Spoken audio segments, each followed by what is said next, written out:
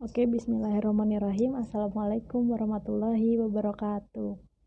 Nama saya Salma Azahra dari Prodi Manajemen Pendidikan Islam kelas 1C Universitas Singapura Bangsa Karawang.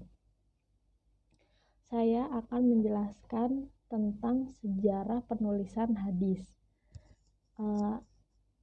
Kenapa sih ilmu hadis itu sangat penting bagi kita sebagai umat muslim? Karena pedoman dari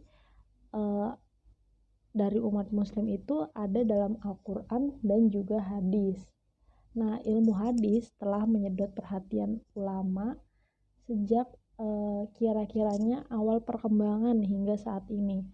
Bahkan hazanah Islam lebih banyak dipenuhi dengan kitab-kitab hadis dibanding dengan kitab-kitab lain seperti kitab-kitab tafsir ataupun kitab-kitab filsafat. Ini menunjukkan pentingnya kedudukan hadis di dalam Islam. Bersama Al-Quran, hadis merupakan sumber hukum dan petunjuk untuk kehidupan. Apa yang tidak dijelaskan secara rinci di dalam Al-Quran dapat diuraikan oleh hadis, karena pada dasarnya hadis merupakan perkataan, ajaran, serta perbuatan Rasulullah Shallallahu Alaihi Wasallam. Berbeda dengan Al-Quran yang telah ditulis pada masa Nabi Muhammad, pada masa Nabi Muhammad sendiri, hadis sempat dilarang penulisan atau bahkan pencatatannya ya, karena hadis ini lebih banyak dihafal daripada ditulis, dan kebanyakan para ulama banyak yang meninggal atau syahid setelah sepeninggal Nabi Muhammad SAW. Akhirnya ada inisiatif untuk menuliskan hadis, dan gak kalah juga banyaknya pemalsuan hadis yang mulai berkembang, yang mulai banyak.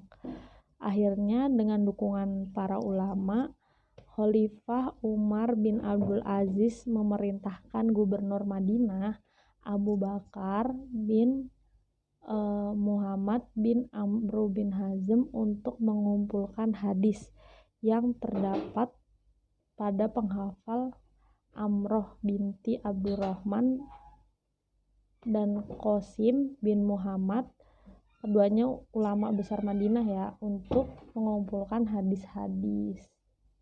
Kendati pada masa awal Islam udah ada catatan-catatan hadis yang ditulis beberapa sahabat, penulisan hadis secara khusus baru dimulai pada awal abad ke-2 Hijriah. Pada saat itu Umar bin Abdul Aziz dari Bani Umayyah menduduki jabatan khalifah. Faktor penyebabnya kekhawatiran khalifah adalah bahwa hadis berangsur-angsur akan hilang kalau misalnya nggak dikumpulin dan dibukuin. Ia melihat bahwa para penghafal hadis semakin berkurang, entah itu karena meninggal atau berperang atau berpencar ke berbagai wilayah di daerah yang lainnya. Namun menurut beberapa ulama, larangan ini gak ditujuin kepada semua sahabat, tetapi hanya terkhusus kepada para penulis wahyu, karena kekhawatiran bercampurnya ayat-ayat Al-Quran dan hadis. Karena di keterangan lainnya disebutkan bahwa Nabi Muhammad SAW itu membolehkan untuk menulis hadis, sebagaimana yang telah diriwayatkan oleh Abdullah bin Amr. Nah, riwayatnya dari mana aja sih pernah dilarang? Riwayat yang pernah tercantum adalah sebagaimana dari riwayat yang diterima dari Abu Sa'id Al-Khudri, Abu Hurairah, dan Zaid bin Sabit, yang tercantum dalam buku Taqyid Al-Ilm, karya Ibnu Abdul Bar. Dan tentunya hadis-hadis yang paling dipercaya ya, yang pernah diriwayatkan oleh hadis dari Aisyah binti Abu Bakar, anak perempuan dari Rasulullah Shallallahu Alaihi Wasallam. Di samping itu, Khalifah Umar juga memerintahkan Muhammad bin Syihab Az-Zuhri untuk mengumpulkan hadis yang ada para penghafal hadis di Hijaz. Hijaz itu dulu daerah di Mekah dan Madinah serta Suriah ya, Suriah 3 kawasan itu. Az-Zuhri adalah ulama besar dari kelompok tabi'in pertama yang membukukan hadis. Nah, tabi'in itu apa sih? Tabi'in itu periwayat bawahnya periwayat hadis. Jadi nanti ada tabi'in lagi. Tabi'in itu jadi generasi pertama yang mewariskan hadisnya langsung dari Rasulullah Shallallahu Alaihi Wasallam. Nah, sejak saat itu perhatian para ulama hadis dalam pengumpulan, penulisan, dan pembukuan hadis pun mulai berkembang. Sehingga pada abad kedua Hijriyah, nah sejak saat itu tuh perhatian para ulama hadis dalam pengumpulan, penulisan, dan pembukuan hadis tuh mulai berkembang, mulai banyak ya.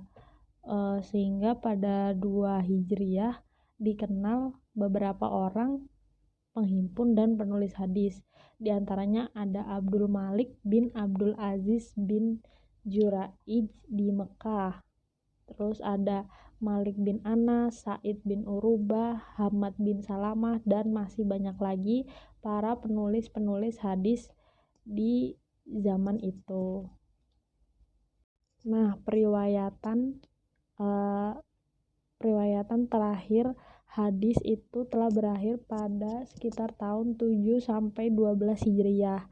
Untuk saat ini tidak ada lagi yang namanya periwayatan hadis. Hanya ada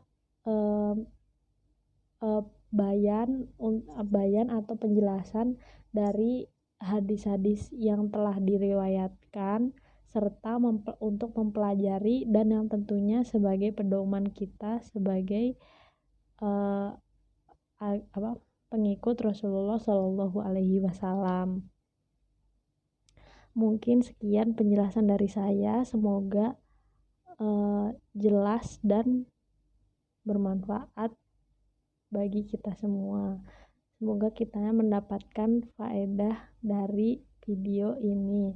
Amin amin ya robbal alamin.